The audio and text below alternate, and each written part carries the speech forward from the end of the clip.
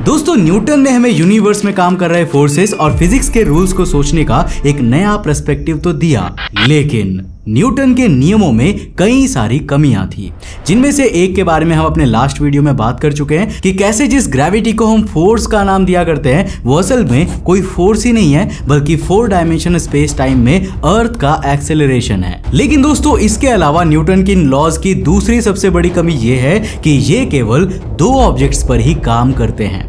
Now for example अर्थ और moon, या फिर बात करें अर्थ और सूरज की तो। लेकिन 3 या फिर उससे ज्यादा नंबर के मोशंस को न्यूटन्स लॉ के द्वारा एक्सप्लेन कर पाना पॉसिबल नहीं है। लेकिन रियलिटी तो यही है कि यूनिवर्स इतना भी सिंपल नहीं है। खास करके सोलर सिस्टम में ही हर एक ऑब्जेक्ट पर सोलर सिस्टम के हजारों ऑब्जेक्ट्स की ग्रेविटी एक ही समय पर काम करती है। तो क्या न्यूटन की 3 बॉडी प्रॉब्लम का कोई सोल्यूशन है? और क्या हमारे ऑब्जर्वेबल यूनिवर्स के बाहर मौजूद ऑब्जेक्ट्स पृथ्वी और हमारे सोलर सिस्टम का बैलेंस बिगाड़ सकता है? वेल आज के इस वीडियो में हम इसी के बारे में बात करने वाले हैं। तो हेलो गाइस, मैं हूं कौशिक और चलिए शुरू करते हैं एक और नए एपिसोड को। दोस्तों साल 2009 में फ्रांस की ऑब्जर्वेटोरी दे पेरिस के 2 रिसर्चर्स जैक लेस्कर और माइकल गैस्टियानो ये प्रेडिक्ट करने की कोशिश करते हैं कि आज से 500 करोड़ साल बाद सोलर सिस्टम के प्लैनेट्स की पोजीशन क्या होगी। इसके लिए वो पावरफुल कंप्यूटर्स की मदद लेते हैं और उस पर 2500 से भी ज्यादा पॉसिबल सिमुलेशंस को रन करते हैं। अब दोस्तों 99% सिमुलेशंस में तो सब कुछ नॉर्मल ही नजर आ रहा था, मगर 1% सिमुलेशंस सोलर सिस्टम के भयानक अंत की ओर इशारा कर रही थी। एक सिमुलेशन में मार्स पृथ्वी के काफी करीब से गुजरता है और 5 सिमुलेशंस तो ऐसे भी थे जब सोलर सिस्टम के इनर प्लैनेट्स की टक्कर सूरज से हो जाती है। तो क्या हमारा सोलर सिस्टम आने वाले सालों में खत्म हो जाने वाला है? और क्या ये जितना स्टेबल नजर आता है उतना सच में है भी या नहीं? या फिर ऐसा भी तो हो सकता है कि ये डिजास्टरस रिजल्ट किसी एरर के कारण आ रहा हो? वेल दोस्तों ये कोई एरर नहीं बल्कि फिजिक्स है। देखो ग्रेविटी के जंजाल में फंसे ऑब्जेक्ट्स की प्रॉपर्टी को एन बॉडी प्रॉब्लम कहा जाता है। साल 1687 में सर आइजैक न्यूटन एक बुक पब्लिश करते हैं जिसका नाम था फिलोसोफिया नेचुरलिस प्रिंसिपिया मैथमेटिका। अब लॉ ऑफ मोशन और यूनिवर्सल लॉ ऑफ ग्रेविटेशन जैसे कॉन्सेप्ट्स भी इसी बुक से आए थे। अब न्यूटन की इस बुक ने फिजिक्स की पूरी दिशा को ही बदल कर रख दिया था। अब जिस यूनिवर्स को हम बिखरी हुई अस्त व्यस्त की जगह मानते थे, पता चला कि भाई ये तो सिंक्रोनाइजेशन में चल रहा है और यहाँ पर मौजूद हर एक ऑब्जेक्ट कुछ रूल्स और रेगुलेशंस में बंधे हुए हैं। अब क्लासिकल मैकेनिक्स और यूनिवर्स की फंक्शनिंग को डिटरमिनिस्टिक अप्रोच से देखने की शुरुआत भी इसी बुक के साथ हुई थी।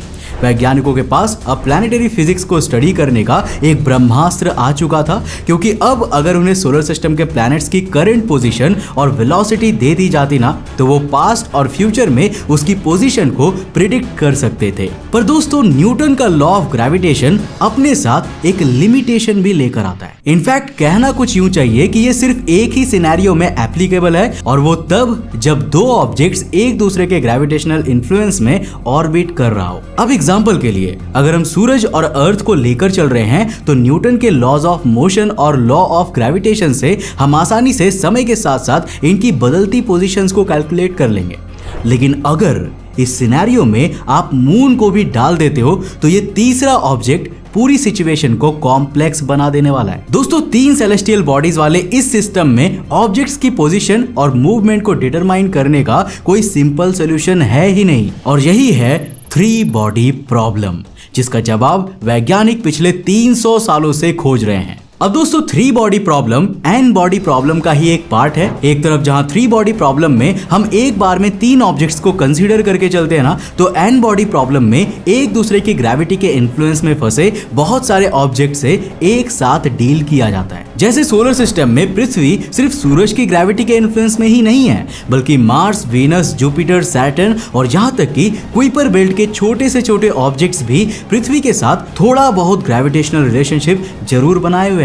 इवन हमारे ऑब्जर्वेबल यूनिवर्स के बाहर मौजूद ऑब्जेक्ट्स भी कहीं ना कहीं हमारे साथ ग्रेविटेशनली कनेक्टेड हैं और सोलर सिस्टम की पोजीशन और मूवमेंट पर असर डालते हैं। अब दोस्तों इस प्रॉब्लम को अपने दिमाग के लिए इतनी बड़ी प्रॉब्लम ना बनाते हुए चलिए सिर्फ 3 बॉडी प्रॉब्लम पर ही फोकस करते हैं। दोस्तों मान लीजिए कि हम सूरज और अर्थ की फ्यूचर पोजीशंस को कैलकुलेट कर रहे हैं। अब ऐसे में न्यूटन के लॉज ऑफ मोशन और यूनिवर्सल लॉ ऑफ ग्रेविटेशन की मदद से हम एक सिंपल सी इक्वेशन या ज्यादा से ज्यादा एक डिफरेंशियल इक्वेशन मिल जाएगी, जिसे हम न्यूटन के ही दिए कैलकुलस की मदद से इजीली सॉल्व कर लेंगे। अब जब किसी इक्वेशन का सॉल्यूशन इजी मैथमेटिकल कैलकुलेशन से निकाला जा सके तो हम उसे एनालिटिक सॉल्यूशन कहते हैं। अब देखो, सूरज और अर्थ इन दो बॉडीज पर फोकस करके तो हमें एनालिटिक सॉल्यूशन आसानी से मिल जा रहा था, लेकिन पहले की तरह अगर हम मून को भी इसमें शामिल कर दे और एक 3 बॉडी सिस्टम बना दे तो इसका सॉल्यूशन निकाल पाना ऑलमोस्ट इम्पॉसिबल हो जाता है। अब ये मैं नहीं कह रहा, बल्कि साल 1892 से 1899 के बीच 3 बॉडी प्रॉब्लम के सॉल्यूशन की तलाश करने के बाद ऐसा अर्नस्ट ब्रून्स और हेनरी पॉइनकेयर नाम के 2 वैज्ञानिकों ने कहा था। नाउ टू बी एग्जैक्ट, इन दोनों का कहना था कि 3 बॉडी प्रॉब्लम का एनालिटिक सॉल्यूशन एग्जिस्ट ही नहीं करता है। लेकिन दोस्तों, ये स्टेटमेंट पूरी तरह सच नहीं थी, क्योंकि ब्रून्स और पॉइनकेयर के रिसर्च से 100 साल पहले ही कुछ स्पेशल कंडीशन में 3 बॉडी प्रॉब्लम के सॉल्यूशंस खोजे जा चुके थे। जैसे साल 1767 में Swiss mathematician Leonhard Euler 3 collinear bodies के लिए 3 बॉडी प्रॉब्लम को सॉल्व करने के कुछ सॉल्यूशंस देते हैं। मतलब अगर सन, मून और अर्थ की पोजीशन हमेशा एक स्ट्रेट लाइन में रहे तो इस कंडीशन में 3 बॉडी प्रॉब्लम का सॉल्यूशन खोजा जा सकता है। इसके 5 साल बाद 1772 में Italian mathematician Joseph Louis Lagrange भी एक स्पेशल केस में 3 बॉडी प्रॉब्लम का सॉल्यूशन पेश करते हैं। अब उनके हिसाब से अगर तीनों ऑब्जेक्ट्स अपनी पोजीशन पर एक इक्विलैटरल ट्रायंगल बना रहे हो तो उनके लिए एनालिटिक सॉल्यूशन खोजा जा सकता है। अब अगर हम यूलर और लैग्रेंज के सॉल्यूशंस को कंबाइन कर देते हैं तो 2 ऑब्जेक्ट्स के रेस्पेक्ट में हमारा तीसरा ऑब्जेक्ट 5 पॉइंट्स पर मौजूद हो सकता है। मतलब देखो, अगर सूरज और अर्थ एक स्ट्रेट लाइन पर है तो मून के लिए 5 ऐसे पॉइंट्स एग्जिस्ट करते हैं जहां इसके होने पर इन तीनों ऑब्जेक्ट्स की पोजीशन और मूवमेंट को प्रिडिक्ट किया जा सकता है। आज हम इन 5 पॉइंट्स को लैग्रेंज पॉइंट्स कहते हैं, और जैसा कि मैंने आपको रिसेंट वीडियोस में ही बताया था, इसरो ने अपने आदित्य L1 को लैग्रेंज पॉइंट 1 पर भेजा है, जो इसके नाम से भी रिफ्लेक्ट होता है। लेकिन अब सवाल उठता है कि अगर आदित्य L1 लैग्रेंज पॉइंट 1 पर मौजूद ना होता तो क्या पृथ्वी, सूरज और इस स्पेसक्राफ्ट की तिकड़ी भी 3 बॉडी प्रॉब्लम का शिकार हो जाती? और क्या हम आदित्य L1 की पोजीशन और मूवमेंट को भी डिटरमाइन नहीं कर पाते? वेल दोस्तों, यहाँ हमारे सामने एक नया कॉन्सेप्ट आता है जिसे कहा जाता है रिस्ट्रिक्टेड 3 बॉडी प्रॉब्लम। वेल, इसे समझने के लिए मान लीजिए कि हमारे 3 बॉडी सिस्टम में एक ऐसा ऑब्जेक्ट है जिसका मास बाकी दोनों ऑब्जेक्ट्स के कंपैरिजन में ना के बराबर है, तो हम इसके ग्रेविटेशनल इन्फ्लुएंस को नेग्लेक्ट करके भी चल सकते हैं और nearly perfect analytic solution find कर सकते हैं। जैसे कि अगर हम सूरज और जुपिटर के साथ तीसरे ऑब्जेक्ट के रूप में पृथ्वी को जोड़ लेते हैं ना, तो पृथ्वी के मास और ग्रेविटेशनल इन्फ्लुएंस को नेग्लेक्ट करके भी चला जा सकता है। हालांकि देखो, ये भी बहुत से स्पेसिफिक केस में ही अप्लाई होता है, और अगर आप सूरज और जुपिटर के साथ सैटर्न को जोड़ ले तो ये एप्लीकेबल नहीं होगा। तो दोस्तों, अब तक आपने ये नोटिस किया होगा कि 3 बॉडी प्रॉब्लम को सॉल्व करने वाले हमारे जो भी आइडियाज है वो कभी पोजीशन के कारण तो कभी साइज के कारण मौजूद है। साल 2000 में फ्रेंच मैथमेटिशियन एलन शेनी और रिचर्ड मॉन्टगोमेरी ने एक 3 बॉडी प्रॉब्लम का सॉल्यूशन खोजने का ऐसा रिवोल्यूशनरी आइडिया दिया जो इंडिविजुअल ऑब्जेक्ट की मूवमेंट्स पर डिपेंड नहीं करता था। अब देखो, इन्होंने एज्यूम किया कि हमारा तीनों ऑब्जेक्ट्स मिलकर एक ट्रायंगल बना रहे हैं और इनकी मूवमेंट्स को भी हम ट्रायंगल के शेप से जोड़कर ही देखेंगे। ऐसे में इस ट्रायंगल का शेप, साइज और ओरिएंटेशन लगातार बदल रहा होगा। अब अगर दोस्तों हम ट्रायंगल के इस बदलते रूप को एक स्फीयर पर मैप कर देते हैं तो ये नजारा कुछ ऐसा होगा। अब भाई, देखने में तो ये बहुत ही ज्यादा कॉम्प्लेक्स लग रहा है, लेकिन अगर हम ट्रेडिशनल तरीके से कंपेयर करें तो ये थोड़ा आसान है और इससे एनालिटिक सॉल्यूशन तो नहीं, लेकिन एक अप्रोक्सीमेट रिजल्ट तक जरूर पहुंचा जा सकता है। हालांकि अगर बात अप्रोक्सीमेट रिजल्ट फाइंड करने की हो रही है तो यहाँ इंडिविजुअल कैलकुलेशंस का सहारा भी लिया जा सकता है। देखो, कहने का मतलब है कि सूरज, अर्थ और मून की पोजीशंस को एक साथ कैलकुलेट करने की बजाय हम न्यूटन्स लॉ ऑफ मोशन और लॉ ऑफ यूनिवर्सल ग्रेविटेशन की मदद से पहले सूरज और अर्थ, फिर अर्थ और मून और फिर सन और मून की ऑर्बिट्स और पोजीशन को कैलकुलेट कर सकते हैं। अब इस तरह से हमारी कॉम्प्लेक्स डिफरेंशियल इक्वेशन छोटे छोटे स्टेप्स में टूट जाएंगी और इस तरीके को हम न्यूमेरिकल इंटीग्रेशन कहते हैं। अब दोस्तों देखो, कायदे से तो किसी भी ऑब्जेक्ट की पोजीशन और मूवमेंट को एक पॉइंट ऑफ टाइम पर इनफाइनाइट ऑब्जेक्ट्स इन्फ्लुएंस कर रहे होते हैं और कैलकुलस में हर अननोन वेरिएबल के लिए एक इक्वेशन तो एग्जिस्ट करनी ही चाहिए। पर रियलिटी में अगर हम ऐसा करना शुरू कर दे तब तो भाई इसका सोल्यूशन निकाल पाना इंसान के बस की बात ही नहीं रहेगी। देखो आज कंप्यूटर सिमुलेशंस की मदद से हम एन बॉडी सिस्टम का भी सोल्यूशन खोज सकते हैं और ये काफी हद तक एक्यूरेट भी होगा।